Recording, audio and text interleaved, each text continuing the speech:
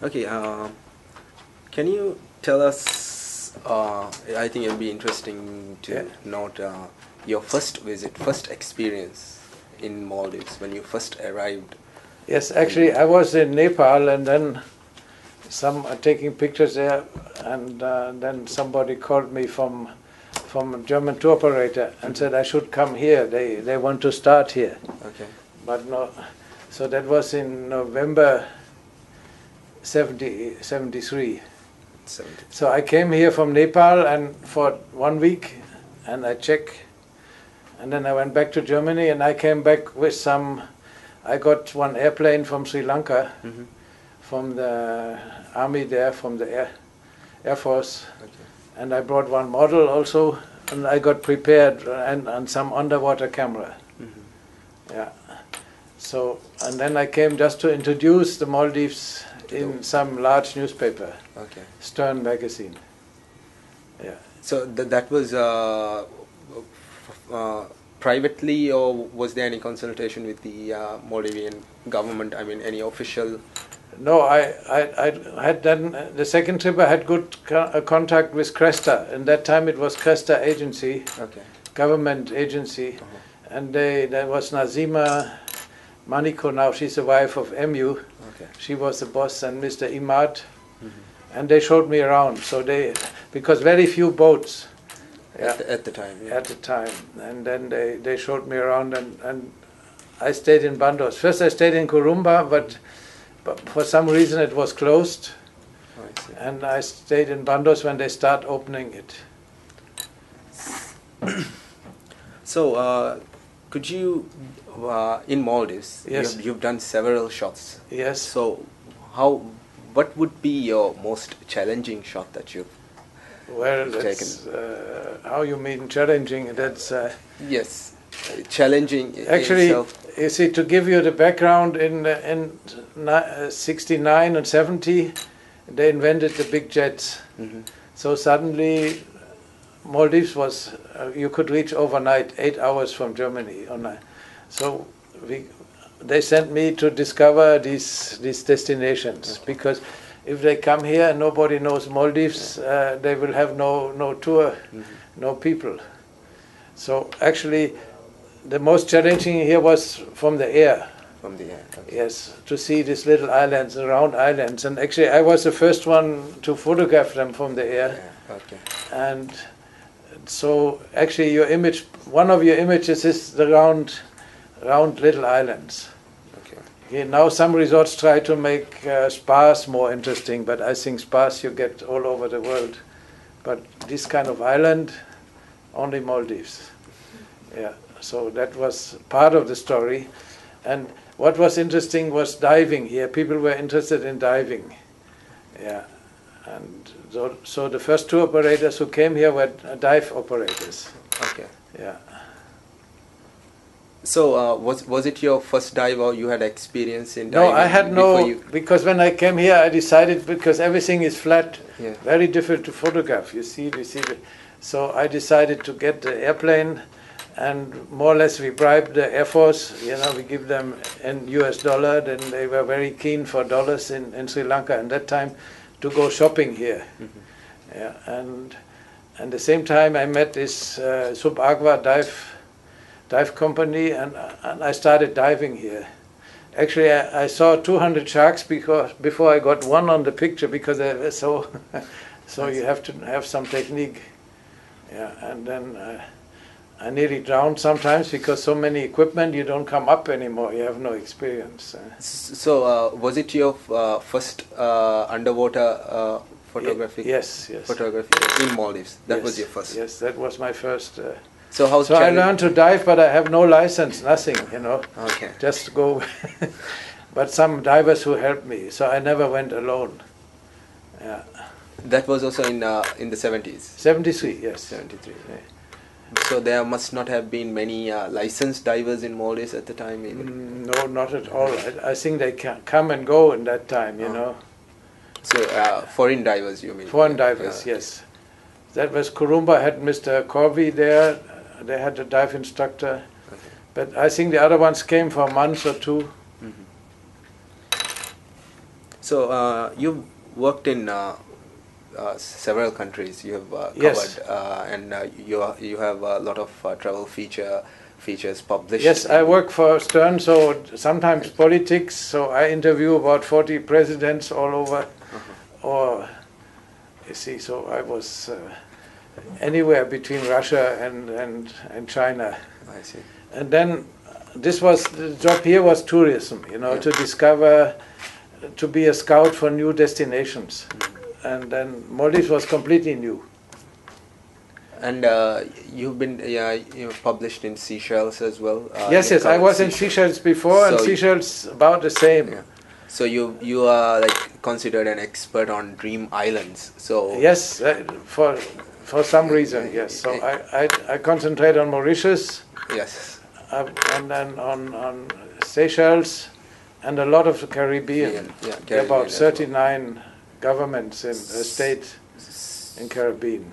So, frankly, what would be your favorite destination? Well, I think it's Maldives and Seychelles. So Seychelles has a different landscape, and it's actually very backwards still, because it became a kind of communist country, government run, and so they didn't allow a lot of things. So you see, difficult to explain, but no development there. Yeah.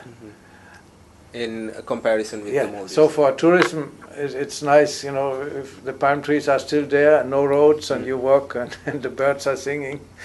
But you have to have progress. I mean, but Maldives, it's different, because Seychelles is one big island, you see, and Mauritius, and nothing else. And here you have a lot of little islands, so you can escape. So I don't come to Mali for holidays. Yeah. See, that's not.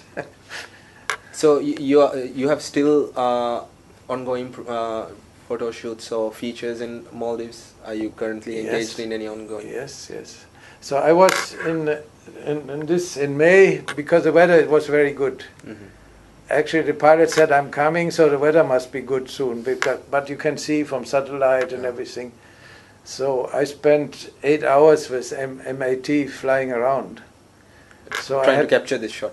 Yes, and have all Ari Atoll. I covered 60 resorts in 8 hours. See, that's so all the new ones in Ari Atoll, Male Atoll, South and North, and Ba Atoll. So now you were at the beginning of Maldivian tourism. Yes. You were the one who put a face to Maldivian tourism. Yes, actually it was discovered, and what happened here, you see it here, by accident, not because my pictures were so good. Everybody wanted to publish Maldives. That was something new and for the whole world. Okay. You see, so this is Condé Nast. This is the largest American magazine. Yeah. This is a Russian one there, and French, and so anywhere, everybody was. But it was first published in Stern magazine and Geo, and then they saw it, and everybody wanted to. Yeah. But still, you had no hotels here, or very small. And no airplane. Only the Haveeru from Sri Lanka with 38 seats. Okay. Every second day. So that was coincidence, but sometimes there's a press rush. Everybody wants the same picture. Yeah. So somebody who has seen up close and personal how Maldivian tourism has expanded and improved. Yeah. What would be? I mean, how would you describe that transition from the early stages to what it is today? Yes, I think it has developed very well. Also, I don't think you need so many luxury places. I see. Yeah, it's so to spend $800 or $1,000 a night. These people are very moody. You see, so they come here for a short while, for 2 years. They say, "Did you go?" And then they go somewhere else. So I think it's good to have a good mix of middle class and high class hotels. I see. But what I see now is built is mostly high class. Yeah, but when I go, I don't see them full, you know. Okay, so you're saying the best experience from the Maldives would be outside, not in the luxurious. Not only.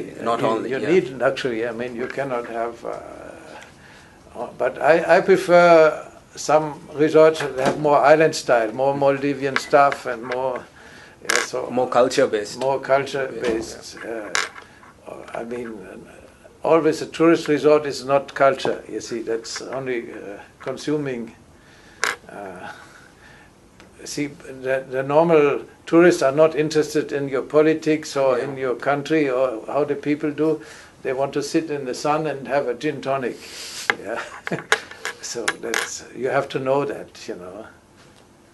So, is there any bad experience in Maldives that you've come across during this time? I don't think so. I mean, not really bad. Nothing of note. Yeah. So sometimes you need. I show where do we have it? You know, I fall in the water sometimes from the plane. You see, I did many pictures with. Where is he? Is there? Many pictures with the parasail. So in front of Summer Island, there was a rope in the water. You couldn't see, so the speedboats were hitting the rope, and then I lose 3 cameras falling in the water. I see. See, because here, the moment he stops, I'm down. But that's was a loss. But I have no really bad experience. No. So I think the young photographers here who's aspiring to follow your footsteps would like. What kind of equipment do you use, or what would you? I mean, not. Well, I use Nikon, and now I use Sony camera, but most cameras are the same now. I mean, you can't say somebody who owns a Nikon is a better photographer. That's in the mind. Right, yeah.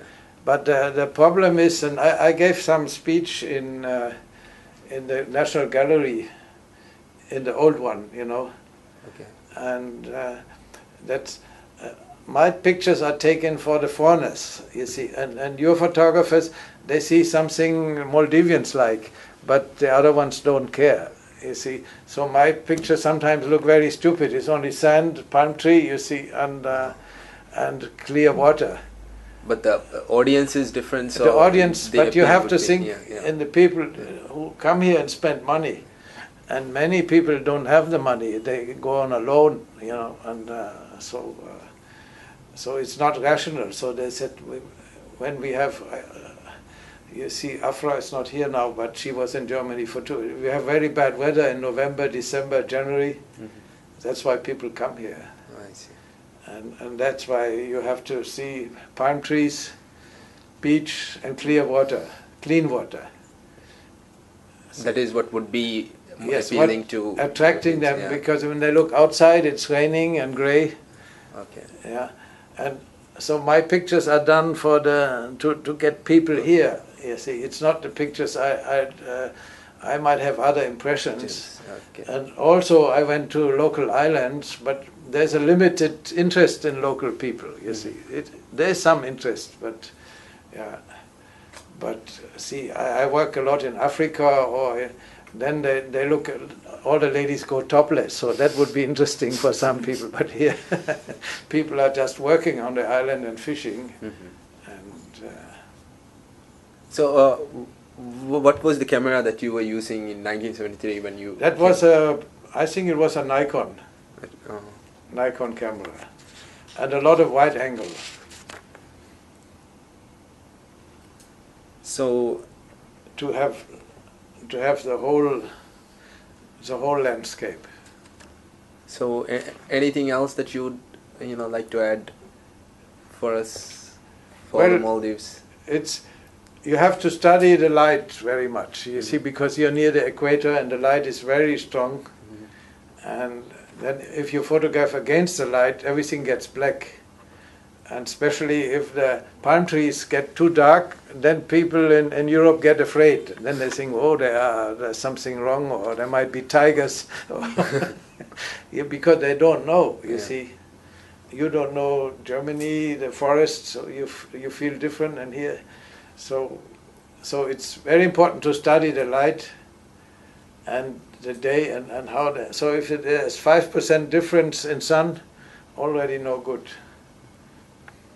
So when you first started out, and now what Maldives tourism has become, I'm sure you must feel proud of the fact that you've had a hand in promoting Maldivian tourism. Well, that's some green people say I spoiled paradise. But on the other hand, Maldivians have to get some income. And I think fishing, and then sometimes it's finished, the fish are out. And before, I think 50 years ago you have been doing ropes, and 100 years ago you had the cowrie shells. Yeah. So you have to find a compromise. So that's then the duty of your government to stop anything crazy building, But I think they try to preserve. Very early they protected the turtles. Yeah, other countries they still don't do. In Thailand they still eat the turtles. So so there's always a compromise. So do you think the authorities have done a decent job to preserve that culture that you first noticed? Yes. I'm sure that. No, I wouldn't say culture. I mean, the culture is the people, but they preserve the landscape as good as they can. But some big companies come and dig too much, and then you find out, you look, and then you stop it. But in general, the development goes okay, I think. But there's always progress. So.